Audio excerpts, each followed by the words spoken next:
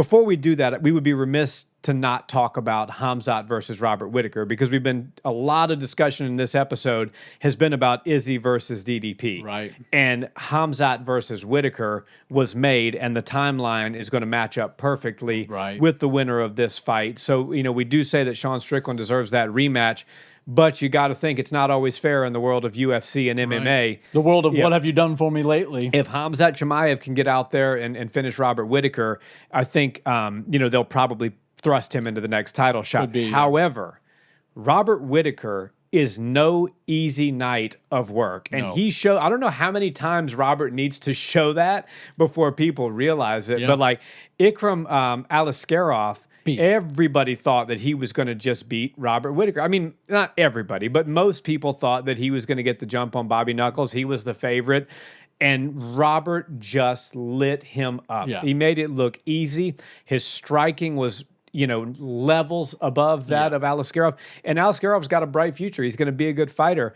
But to think that Robert Whittaker is not going to give Khamzat Chimaev some trouble would be a wrong line of thinking. Because Robert Whittaker is going to be the toughest fight of Khamzat Chimaev's life. Yeah. I want to get your thoughts on how that fight could potentially play out, what Khamzat needs to do in order to win, because Robert Whittaker, we know, is extremely dynamic on the feet. Yes. He's hung in, aside from the first fight with Izzy, he's hung in there and shown that he can really strike with the best of the best at 185. Yeah. He's very crafty. He does have great wrestling defense. He's shown that he can prevent the takedowns from happening to him. And not just that, he can make the opponent that's trying to take him down seriously pay for the attempt. For sure. When the exchange is breaking. So what are your thoughts on Khamzat versus Whittaker? I hope it happens this time. Khamzat really needs to have a fight booked and actually get in there and have it happen, or he's going to lose all of his steam that he has. But thoughts on the fight, and how do you see Khamzat having a potential good night? Well, yeah, and you hate that for Khamzat because it's always health related. And the craziest part about the health reasons is because he trains too hard. He's like a freak in the gym. Yeah. He never stops. He doesn't give his body the proper rest it needs, and that's why he's not able to fight. So I think Khamzat Chimaev has a little bit of growing to do as far as learning how to taper back a little bit. And I don't think he needs to lose the tenacity that he has. And obviously, he's in the gym every day working very hard, sometimes too hard. But it does make sense now that you're not just a rising star. You're now a contender. Yeah. And you're essentially one fight away from becoming getting into a title fight, potentially becoming a champion. So I think Khamzat Chimaev really needs to understand that, like, let's button this thing up. Let's treat it as professionally as possible. Robert Whittaker is going to be the hardest fight he's ever had in his life. I can't really say on paper that Khamzat's going to be the hardest fight for Robert Whittaker because he's fought everybody. He's been a world champion. He's fought the former champions, current champions, and everybody in between. And unless you're Israel Adesanya or DDP, you're not beating Robert Whittaker. Yeah. And I honestly think after all the brilliant performances Robert Whittaker has had, that fight with Aliskerov was probably his most impressive performance, at least in recent memory. He just looked flawless out there. Yeah. So Khamzat Chimaev, if he would have taken one more fight earlier this summer and he wouldn't have backed out of that one and looked really good doing it, I think my thought would be a little bit different. I had to say, look, I love Robert Whittaker, but I think Khamzat's a future champion, and just like the other future champions that were able to beat Robert Whittaker, he'll be able to do the same. But the fact that he hasn't been as active and the fact that Robert Whittaker looks better than he ever has, and he's also not that much older than Khamzat, I think that Robert Whittaker has a really good chance. His body, his conditioning, and his style are perfectly primed for 5-round fights. And I can't say the same thing for Khamzat just because we haven't seen him in the 5-round atmosphere. Yeah. Just like, when you've got somebody like Robert Whittaker who's been in nothing but 5-round fights for years and years now. I mean, a couple of them have been 3-rounders, but you watch him at the end of those and you're like, man, this guy could for sure go 2 more rounds. He's got so much gas left, and he's throwing crazy volume. So I think Khamzat Chimaev can't go out there with the same game plan he had against a Kevin Holland or against a Gerald Mearshard and just walk Robert Whittaker down. No. He's got to be a little bit more calculated and precise. I do believe in his wrestling ability. I think he could get Robert to the ground, but you have to remember Robert, like, he was a national champion wrestler out of Australia, which isn't the pedigree of Chechnya or America, but he certainly knows his wrestling, and now that he's evolved it into an MMA style of wrestling, he has become very difficult to take to the ground, and he's also quite good at counter wrestling and switching the positions on you. So I don't think Khamzat can just take this fight to the ground when he wants to. I think he's going to have to strike with Robert Whittaker for the majority of this fight. Yeah. And that's a tall order. Khamzat's clearly a very good striker. And if you watch him in practice, in sparring, he's doing things that are very interesting and very difficult to read and understand.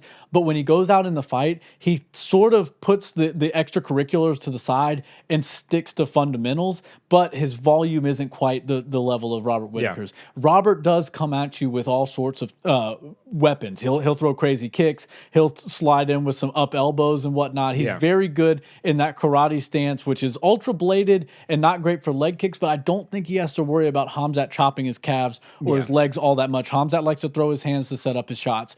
And I think Robert Whittaker can go out there and really surprise him. You know, we saw like Gilbert Burns go out there and find a lot of success. And Gilbert Burns and Robert Whittaker, body frame wise, are very similar. Their fighting style is different, but at least the size and everything is going to be similar. So I think Robert Whittaker goes out there with a pretty good chance of getting his hand raised. It's five rounds, right? Yeah. It's a 5-round fight. There's title implications. Actually, on the line. I believe it's 5. I can't confirm that. Well, if it's 3 rounds, my opinion probably sways a little bit more towards Khamzat getting his hand raised. If it's a 5-round fight, I think Robert Whittaker wins. But now that you say that, I do think it might actually be a 3-rounder, and that does change things because Robert's going to have to get out there and go. And Khamzat doesn't have to worry quite as much about his gas tank, which we've seen in the past. He leaves nothing else on the table. He fights at the red line. He floors it the entire time he's out there. And a lot of people look at that and they're like, oh man, Khamzat has no gas tank. I don't look at it that way. I think Khamzat Chimaev is a human, and no human can sprint for 15 minutes, let alone 25. So I think Khamzat Chimaev is just the kind of guy that's a very entertaining fighter. He wants to give the fans great fights. He wants to get his hand raised. He's ultra competitive, and he doesn't feel like he can let off the gas for a second for these people to get some sort of advantage on him, which is a brilliant mindset to have for the game, but it can leave you susceptible to gassing out, and you don't want to be left with no gas, no energy with a guy like Robert Whittaker in there, because he's shown us time and time again over years now that he doesn't get tired, that he knows how to pace himself, position himself well to win rounds. And look, this is the hardest fight for Khamzat Chimaev by a country mile. And if he's able to get his hand raised on this, I'm with you. I think he might do a little bit of line jumping. I wouldn't really want to see him go in there and fight Sean Strickland, only because I don't think Sean Strickland needs to do any more heavy lifting. But at the same time, Khamzat Chimaev is the biggest, new prospect, and he's had so much steam on him for so long, and they don't really know how long his career is going to go. It's sort of been one of those awkward careers where, hell, we just got to use this guy while we have him because we don't know where he's going to be 3 years from now. And I think Khamzat Chimaev might wind up inserting himself in the title implications if he can get his hand raised against Robert. But, of course, easier said than done. Yeah, and I think Robert's going to win that fight. Yeah.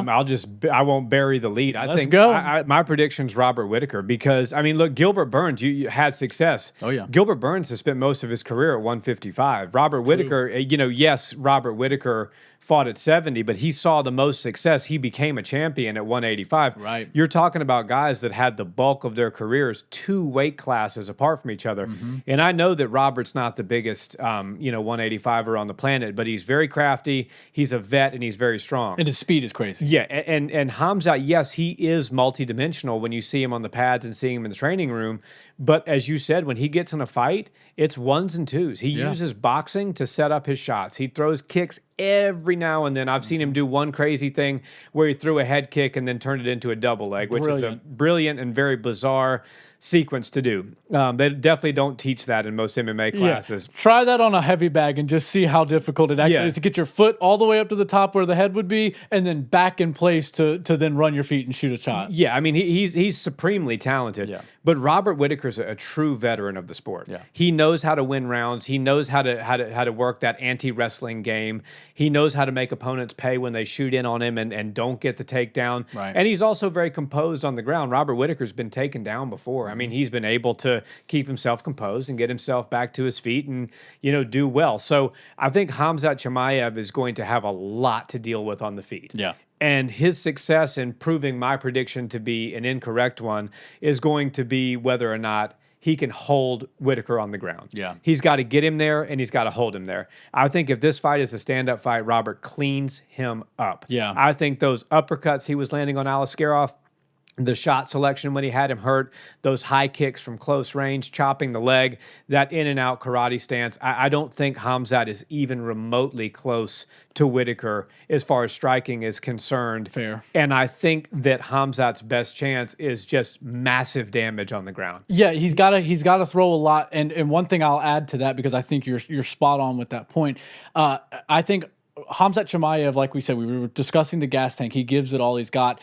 And one thing you don't want to do, and everybody understands this, is wrestling and grappling in MMA is the most exhausting aspect of the sport, whether you're on offense or defense. So I think that if Khamzat Chimaev wants to get this fight done, like you said, he doesn't need to test himself on the feet for the entire duration. He needs to get this fight to the ground.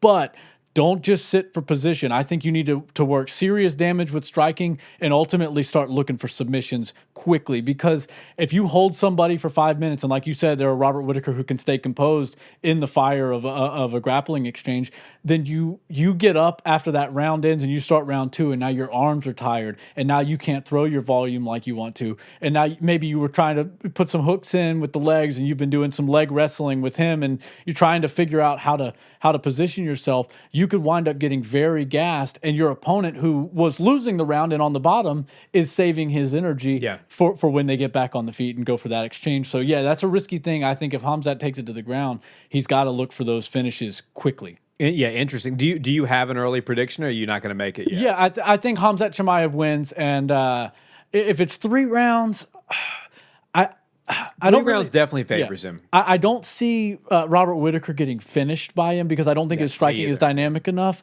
And I think Robert's wrestling is good enough to negate some of it, but sort of like the Umar versus Corey thing. If Khamzat can go out there and take him down 2 times per round and hold him down for a minute or 45 seconds each time, then Robert Whittaker's going to have to play defense, which doesn't bode well in the judges' eyes, and you got to start giving rounds to Khamzat Chimaev. So I'm going to go Khamzat Chimaev, but by decision. Another great learning experience for him, and I think a necessary amount of time to be in the octagon before you start jumping into title contention. Yeah, I mean, a win over Robert Whittaker certainly puts you in the discussion. I know Khamzat's had his ups and downs, and with the fans, I don't think there's been a fighter that has been loved and hated so many times over by the fans in recent memory. He's a very polar. One minute everybody loves him, the next everybody hates him, and it's all based on his activity and what he does and what he's demanding and stuff like that. True.